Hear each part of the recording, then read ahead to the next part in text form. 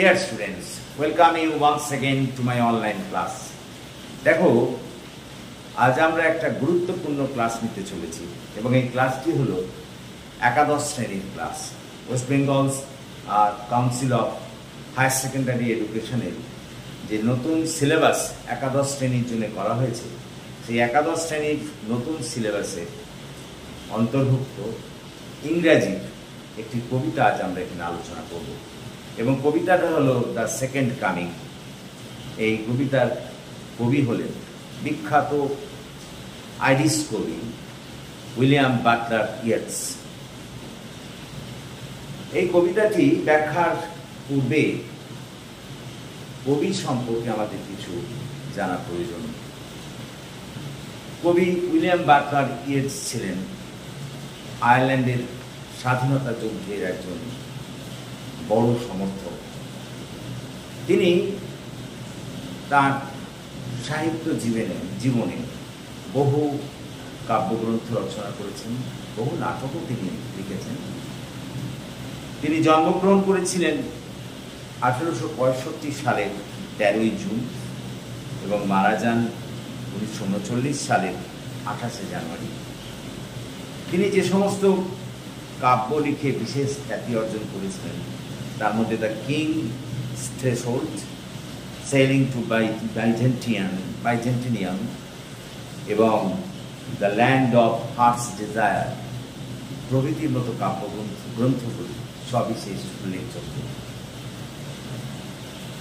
আজ আমরা তারই লেখা দ্য সেকেন্ড কামিং কবিতাটি প্রথমে আমরা লাইন বাই লাইন ব্যাখ্যা করব এবং তারপর তার সারমর্ম ব্যাখ্যা করব। এই দ্য সেকেন্ড কামিং কবিতাটা লাইন বাই লাইন ব্যাখ্যা করার আগে আমরা একটা কথা বলে নিই। সেকেন্ড কামিং অর্থ কি? সেকেন্ড কামিং এর অর্থ হলো দ্বিতীয়বার আসা বা দ্বিতীয়বারের আগমন। তো এখানে কার আগমন? অবশ্যই যীশু খ্রিস্টের আগমনের কথা বলা হয়েছে। যীশু খ্রিস্টের দ্বিতীয়বারের আগমন।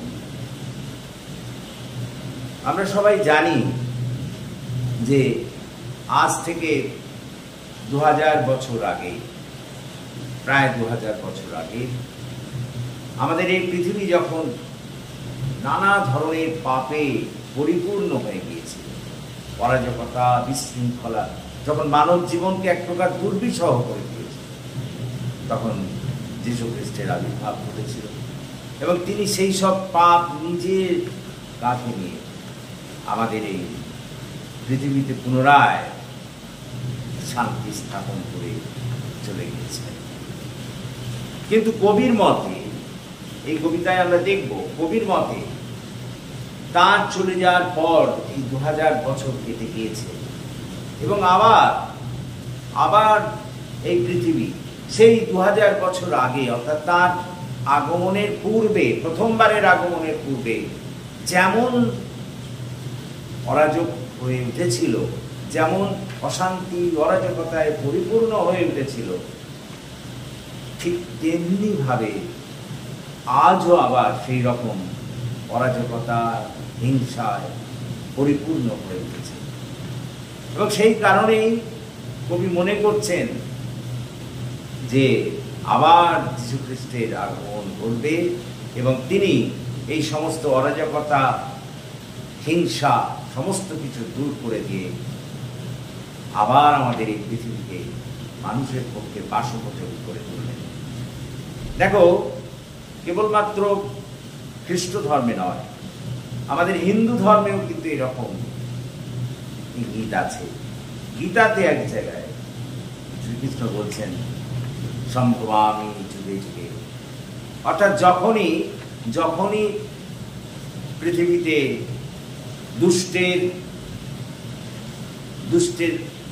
দুষ্টের আবির্ভাব ঘটবে বা যখনই পৃথিবীতে দুষ্টতে পরিপূর্ণ হয়ে যাবে, যখনই পৃথিবীতে সাধারণ মানুষের পক্ষে বাঁচার কোনো উপায় থাকবে না, তখনই দুষ্টের দমন আর শিষ্টের পালন করার জন্য আবির্ভূত হবেন স্বয়ং ঈশ্বর বা ভগবান।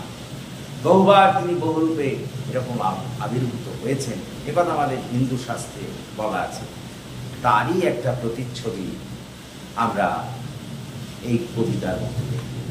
অর্থাৎ কবি উইলিয়াম বাটলার ইয়েটস এই কথা বলতে চেয়েছেন যে 2000 বছর আগে যখন একটা হিংসাত্মক অরাজক পরিস্থিতির আবির্ভাব ঘটেছিল, তখন যেমন তিনি আবির্ভূত হয়ে সব পাপকে নিজের কাঁধে নিয়ে এই পৃথিবীকে মানুষের বাসোপযোগী করে তুলে গিয়েছিলেন, ঠিক তেমনই ভাবে আবার 2000 বছর পরে তেমনই অরাজকতায় পরিপূর্ণ হয়ে উঠেছে এই গোটা পৃথিবী। হিংসা, দেশ, মারামারি, কাটাকাটি পরিপূর্ণ হয়ে উঠেছে। রক্তের প্লাবন বইছে এই পৃথিবী। স্বাভাবিকভাবে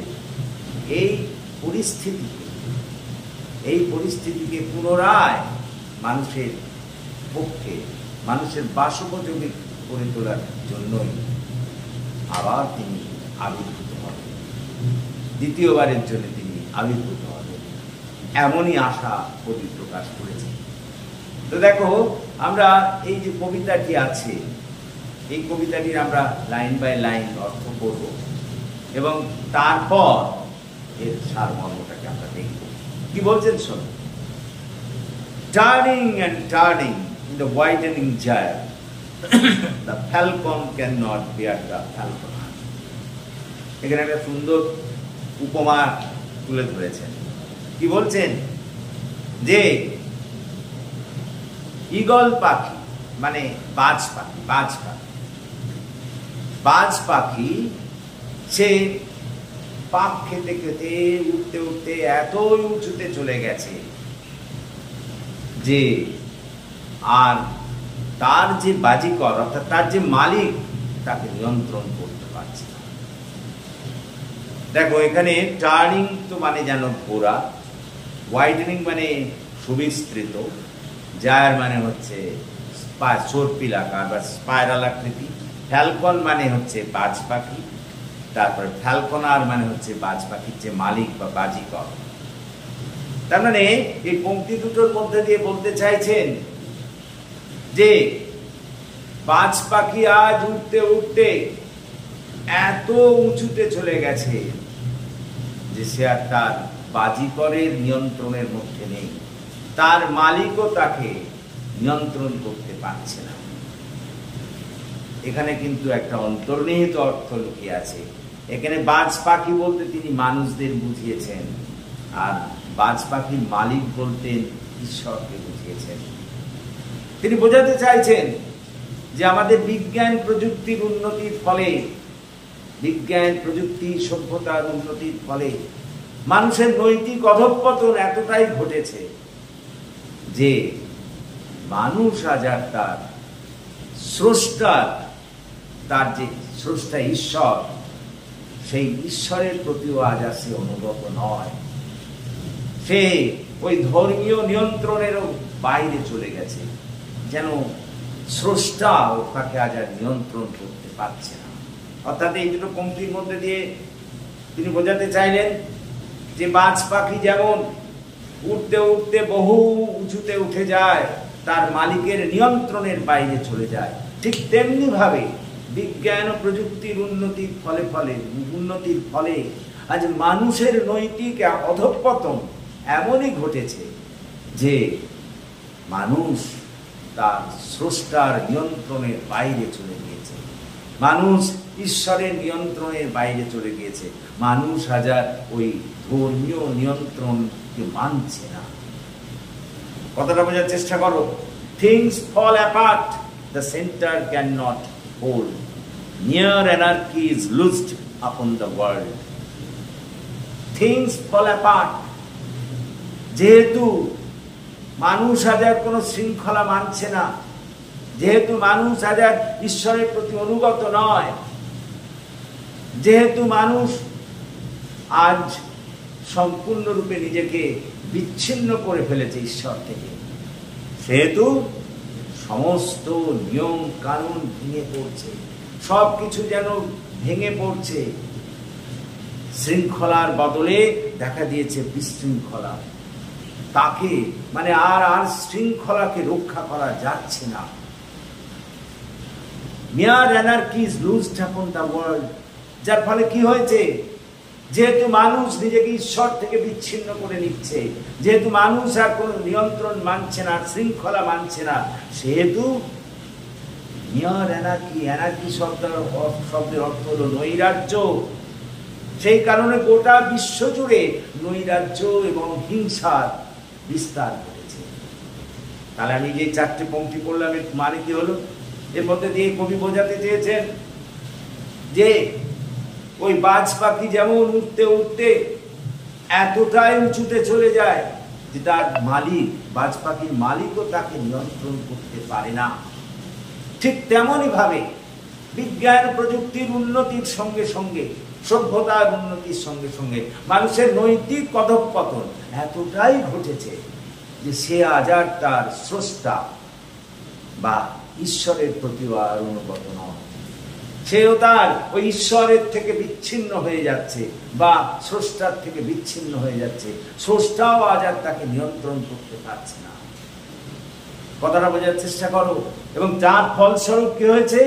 তার ফলস্বরূপ সমস্ত শৃঙ্খলা ভেঙে পড়ছে, সবকিছু নষ্ট হয়ে যাচ্ছে, সবকিছু ধ্বংস হয়ে যাচ্ছে এবং তাকে নিয়ন্ত্রণ করা যাচ্ছে না। চতুর্দিকে সারা বিশ্ব জুড়ে একটা নৈরাজ্য, একটা হিংসাত্মক পরিবেশ সৃষ্টি হয়েছে। আসলে বলেনি, ঠিক সেই সময় প্রথম বিশ্বযুদ্ধের আবির্ভাব ঘটেছিল। কবি সেই সময় কিন্তু এই কবিতাটা লিখেছিলেন। এর লেখার সময়কাল হলো 1919। সেই সবে প্রথম বিশ্বযুদ্ধ শেষ হয়েছে। সেটাই বলছেন যে মানুষ আজ সব শৃঙ্খলা ভেঙে ফেলছে, সে আর ধর্মের নিয়ন্ত্রণ মানছে না, ঈশ্বরের অনুগত থাকছে না।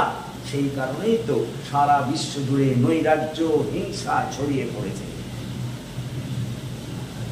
The blood-dimmed tide is loosed and everywhere. The ceremony of innocence is drowned. ভালো করে শোনো। The blood-dimmed tide, রক্তের প্রবাহের জোয়ার। blood-dimmed মানে রক্ত প্রবাহ, tide মানে জোয়ার। is তারপরে loosed upon the world, loosed মানে চতুর্দিকে বিস্তৃত হচ্ছে। আর সেরিমনি হচ্ছে উৎসব, ইনোসেন্স হচ্ছে যারা একেবারে নিরপরাধী, যারা কিছু মানে কোনো কিছুর সঙ্গে জড়িত না, ভালো লোক। ড্রাউন্ড মানে ডুবে যাওয়া, মানে হারিয়ে যাওয়া। অর্থাৎ এর মধ্যে দিয়ে বলতে চাইলেন আজকে এই হিংসাত্মক পরিবেশের ফলে চতুর্দিকে যেন রক্তের প্রভাব, রক্তের স্রোতধারা বইছে, চারদিকে রক্তের স্রোত বয়ে পড়েছে। মানুষ মানুষকে নির্মমভাবে হত্যা করছে। আর যারা ভালো লোক ছিলেন সেই সব শুভবুদ্ধির মানুষেরাও শেষ হয়ে যাচ্ছে, সেই সব শুভবুদ্ধির মানুষেরাও হারিয়ে যাচ্ছে। The best lack all conviction while the worst are full of passionate intensity. যারা যেসব শুভবুদ্ধি মানুষেরা আছেন তারা নির্বিকার হয়ে পড়েছেন, তারা এই অশুভ শক্তিকে কোনো বাধাও প্রদান করছেন না, যার ফলে এই অশুভ শক্তি তাদের স্বার্থ সাধনের জন্য আরো ক্রমশ তীব্রভাবে পরিস্থিতিকে দুর্বিষহ করে তুলেছে। দেখো, ইন্টেন্সিটি মানে তীক্ষ্ণতা, তারপরে ফুল অফ প্যাশনেট মানে তাদের হচ্ছে সমস্ত তৃষ্ণা বা তাদের ওই স্বার্থ চরিতার্থ করার জন্য। অর্থাৎ এই দুটো লাইনের মধ্যে বললেন যে এই হিংসাত্মক পরিবেশের ফলে ওই ভালো মানুষেরা, যারা নিরপরাধী, যারা শুভবুদ্ধির মানুষ, তারাও সব হারিয়ে যাচ্ছে এবং তারা এই অশুভ শক্তির বিরুদ্ধে নির্বিকার, এর বিরুদ্ধে তারা কোনো প্রতিবাদ বা এর বিরুদ্ধে তারা বাধা দিচ্ছে না, হয়তোবা ভয়ে। আর তার ফলস্বরূপ বাধা না পেয়ে ওই অশুভ শক্তি আরো তীব্রভাবে নিজেদের স্বার্থ চরিতার্থ করার জন্যে হিংসাকে আরো বিস্তৃত করিয়ে দিচ্ছে মানুষের জীবন, যার ফলে দুর্বিষহ হয়ে উঠেছে। এই গেল প্রথম স্ট্যান্ডার্ড। তাহলে দেখো, প্রথম স্ট্যান্ডার্ডের মানে হচ্ছে এইরকম। আমি আর একবার বলিনি, পুরো প্রথম স্ট্যান্ডার্ডের অর্থ শুনে নাও।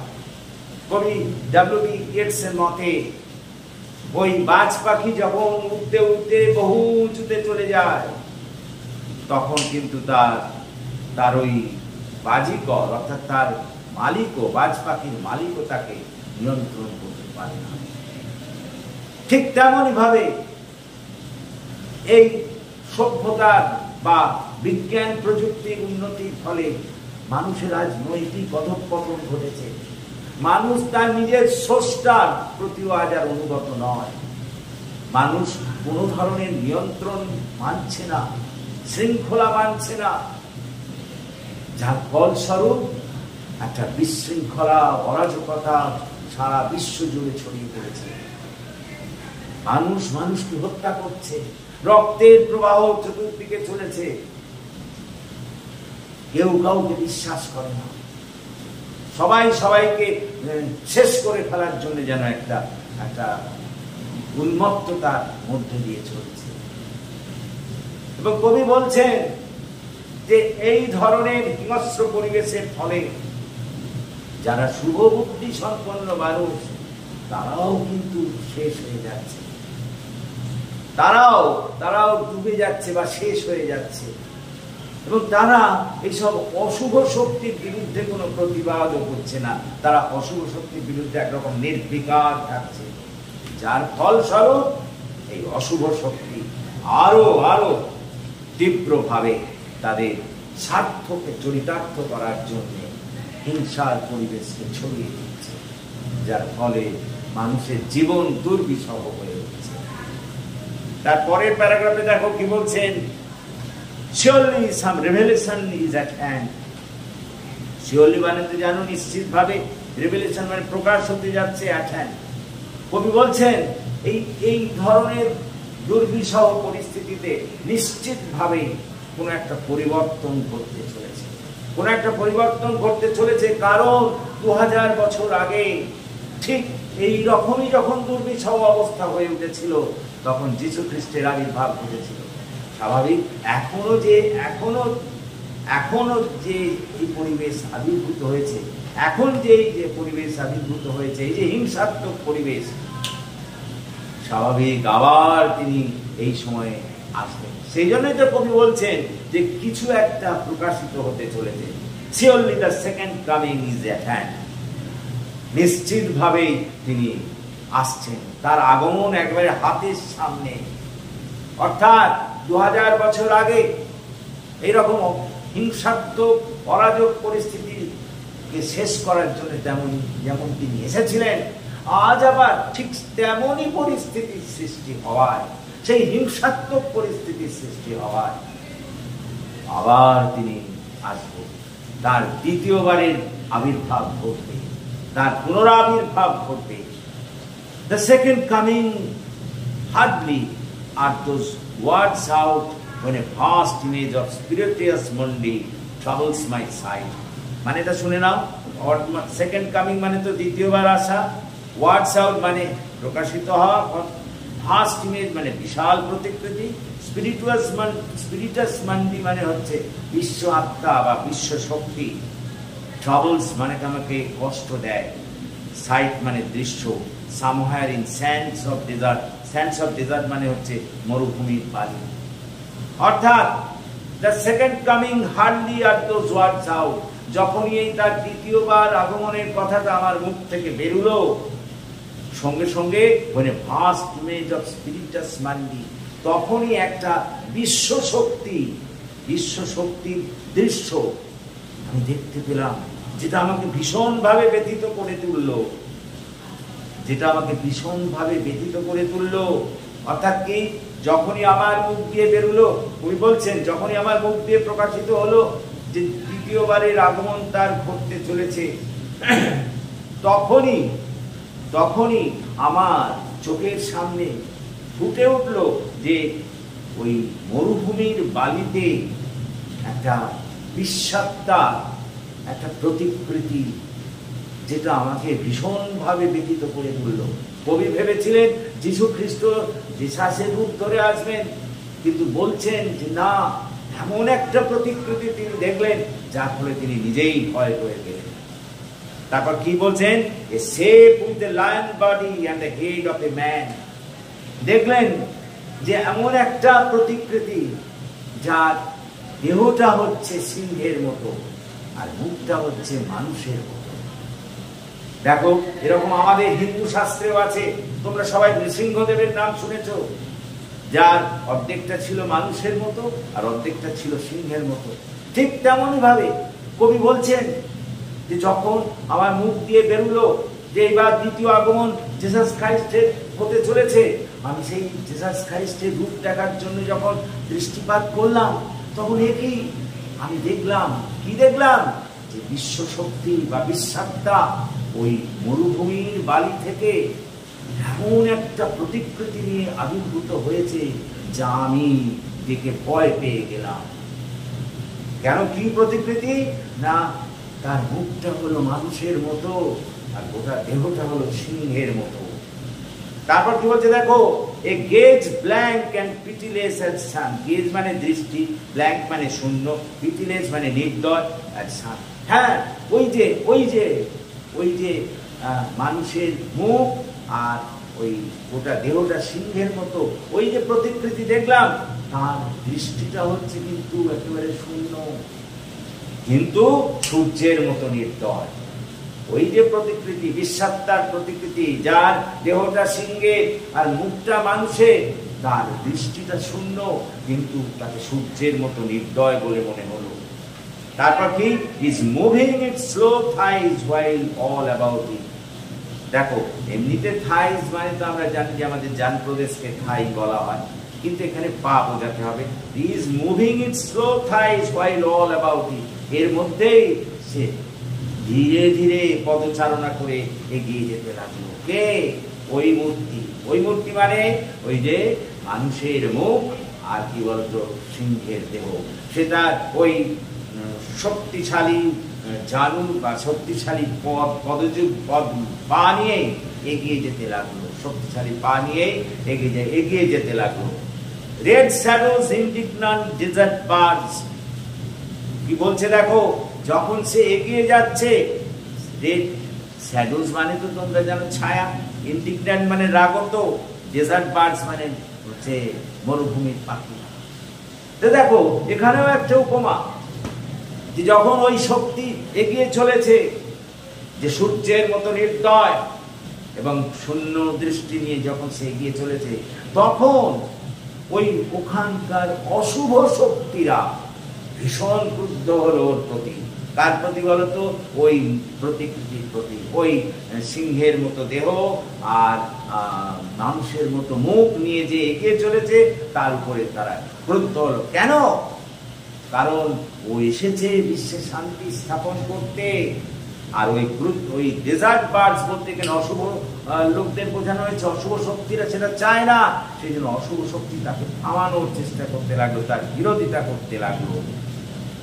তারপর কি, the 20 centuries of stony sleep। 20 century মানে জানো, মানে বিংশ শতক। তারপর স্টোনি স্লিপ মানে এখানে বলা হচ্ছে গভীর ঘুম, পাথরে ঘুম মানে হচ্ছে গভীর ঘুম। ভেক্সড মানে বিরক্ত হওয়া, নাইটমেয়ার মানে হচ্ছে দুঃস্বপ্ন, বাই এ রকিং ক্র্যাডেল। অর্থাৎ এই দুটো লাইনের মানে হলো, the 20 centuries of stony sleep were vexed to my nightmare by a rocking cradle। কি বলছে শোনো, সরি তার আগে একটা লাইন ছেড়ে এসেছি, সরি।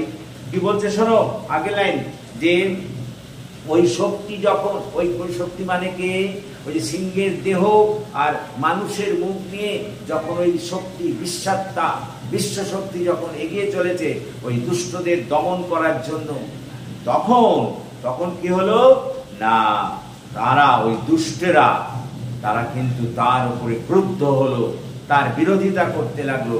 কারণ তারা বুঝতে পারলো যে তাদের শেষ করার জন্যই ওই শক্তি এসেছে। তারপর বলছে দ্য ডার্কনেস ড্রপস এগেইন, আবার অন্ধকার নেমে এলো। বাট নাও আই নো, কিন্তু আমি এখন জানি যে এই অন্ধকার সাময়িক, বেশি দিন আর এই অন্ধকার থাকবে না। কি জানি? The 20 centuries of stony sleep were vexed to nightmare by a rocking cradle। এই যে দীর্ঘ আমরা বিংশ শতক অর্থাৎ 2000 বছর প্রায় অন্ধকারের মধ্যে ঘুমিয়ে কাটিয়ে দিয়েছি। আমরা যে আজ এই পরিস্থিতিতে এসে আমরা হাজির হয়েছি, অজ্ঞতা, অশিক্ষা, হিংসা সবকিছুর দোলায়, ক্রেডল মানে দোলা, দোলায় দুলতে দুলতে আমরা প্রায় 2000 বছর কাটিয়ে দিয়েছি। সেই ঘুম বিরক্তির সঙ্গে ভাঙলো। ভেক্সড মানে বিরক্ত, কি একটা দুঃস্বপ্ন থেকে, একটা দুঃস্বপ্নের মতো সেই ঘুম ভেঙে গেল। কাকে দেখে? ওই অদ্ভুত ধরনের জীবটাকে দেখে। And what rough beast! এ বাবা, এ কি ভয়ঙ্কর ধরনের পশু! It's our come round at last. হ্যাঁ, তার আগমন অবশেষে হলো। তার বলতে কার বলেছে? বলো, Jesus Christ slouches towards Bethlehem to be born. ওই ভয়াল পশুটা, ভয়ঙ্কর পশুটা ধীরে ধীরে এগিয়ে চলেছে বেথলেহেমের দিকে, পুনরায় জন্মগ্রহণ করার জন্য, পুনরায় যিশু রূপে আত্মপ্রকাশ করার জন্য। তাহলে দেখো, এই পুরোটার মানে কি হলো আমি একবার বলে দিই, প্লিজ লিসেন টু মি। বলবে, কবি উইলিয়াম বাটলার ইয়েটসের মতে, বাজ পাখি যেমন উড়তে উড়তে বহু উঁচুতে উঠে যায়, তখন আর তার বাজিকর বা তার মালিক যেমন নিয়ন্ত্রণ করতে পারে না, ঠিক তেমনই ভাবে বিজ্ঞান প্রযুক্তি উন্নতির সঙ্গে সঙ্গে আমাদের এই মানুষের নৈতিক অধঃপতন ঘটেছে। মানুষ আজ তার স্রষ্টা বা ঈশ্বরের প্রতি অনুগত নয়, তার থেকেও তারা বিচ্যুত হয়েছে। এবং সেই কারণেই তারা যা কোনো শৃঙ্খলা মানছে না। চতুর্দিকে একটা বিশৃঙ্খলা, একটা অরাজকতা, একটা হিংসা দেখা দিয়েছে। মানুষে অবিশ্বাস, মারামারি, কাটাকাটি ইত্যাদি ঘটছে। চতুর্দিকে বয়ে চলেছে রক্তের স্রোত, এবং যারা ভালো মানুষ তারা এর মধ্যে দিয়ে হারিয়ে যাচ্ছে। এবং যারা বা বেঁচে আছে ভালো মানুষ, তারা কেউ এর বিরোধ করছে না, হয়তোবা ভয়ে। আর সেই সুযোগ নিয়ে ওইসব দুষ্টু মানুষের দল তাদের স্বার্থ চরিতার্থ করার জন্য আরো হিংসা ছড়াচ্ছে। পরের প্যারাগ্রাফে বললেন, কবি বলছেন যে ঠিক এই ধরনের পরিস্থিতি যখন 2000 বছর আগে এসেছিল, তখন যীশু খ্রিস্ট আবির্ভূত হয়ে সেই পরিস্থিতিকে শান্ত করেছিলেন, মানুষের পক্ষে আবার বাসোপযোগী করে তুলেছিলেন। নিজে সব পাপকে নিজের মধ্যে নিয়েছিলেন, কিন্তু মানুষকে সুস্থ ভাবে জীবন ধারণের উপযোগী পরিবেশ তৈরি করে দিয়ে গিয়েছিলেন। আজও যেহেতু সেই ধরনেরই বিশৃঙ্খলা, হিংসা পৃথিবীতে দেখা দিয়েছে, সুতরাং আজও তিনি নিশ্চিতভাবে আসতে চলেছেন, তার প্রকাশ ঘটতে চলেছে। তার দ্বিতীয়বারের আবির্ভাব একেবারে হাতের সামনে। আর যখনই তার মুখ দিয়ে যীশু খ্রিস্টের এই দ্বিতীয়বারের আগমনের কথা বের হলো, তখনই তিনি তার চোখের সামনে দেখতে পেলেন মরুভূমির বালি থেকে একটা প্রতিকৃতি, বিশাল প্রতিকৃতি, যা বিশ্ব শক্তির উৎস, তা আবির্ভূত হয়েছে। কি সেটা? না, তা হলো তার মুখটা মানুষের মতো, দেহটা সিংহের মতো। কবি এই দেখে ভীষণ ভয় পেয়ে গেলেন, ব্যথিত হলেন।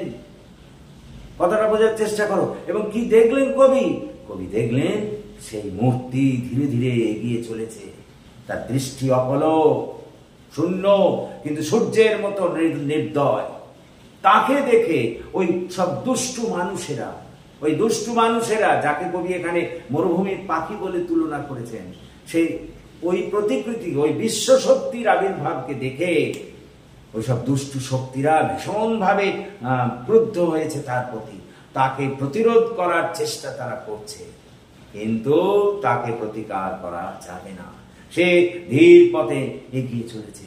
কবি বলছেন, আজ 2000 বছর মানুষ একটা হিংসা, একটা অজ্ঞতা, একটা অশিক্ষার দোদুল্যমানতায় দুলছিল। আজ যেন হঠাৎই এই বিশ্ব শক্তির, এই স্পিরিটাস মান্ডি বা বিশ্ব শক্তির আবির্ভাবের ফলে তা হঠাৎ করে যেন নড়ে চড়ে উঠেছে, এবং বিরক্ত হয়ে তারা দেখছে দুঃস্বপ্নের মতো এরকম একটা ভয়াল পশুকে। যে ভয়াল পশু কি করছে? ধীরে ধীরে এগিয়ে চলেছে বেথলেহেমের দিকে। কবি মনে করেন ওই বেথলেহেমে গিয়ে তার পুনরায় আবির্ভাব ঘটবে, অর্থাৎ ওই ভয়াল পশুই রূপান্তরিত হবে হয়তো যীশু খ্রিস্টে। এবং তিনি পুনরায় আমাদের এইসব হিংসা, আমাদের মধ্যে থেকে এইসব পাপ দূর করে দিয়ে তথা দুষ্টের দমন করে শিষ্টের পালনের জন্য শান্তিতে পরিপূর্ণ পৃথিবীকে স্থাপন করে যাবেন। So this is the thing আজকে আমরা পড়লাম। দেখো, এটাই আজ আমরা পড়লাম, খুব ইম্পর্টেন্ট কবিতা। এখান থেকে তোমাদের প্রশ্ন আসতেই পারে, বিভিন্ন ধরনের প্রশ্ন আসবে। আমরা পরের যে ভিডিও, আর এই ভিডিওকে বড় করছি না, পরের ভিডিওতে এর প্রশ্নগুলি নিয়ে আমরা কিন্তু আলোচনা করব। So, আশা করি তোমরা বুঝতে পেরেছো। So that's all for this day. Thank you for watching and listening. Please subscribe my channel and have a good day.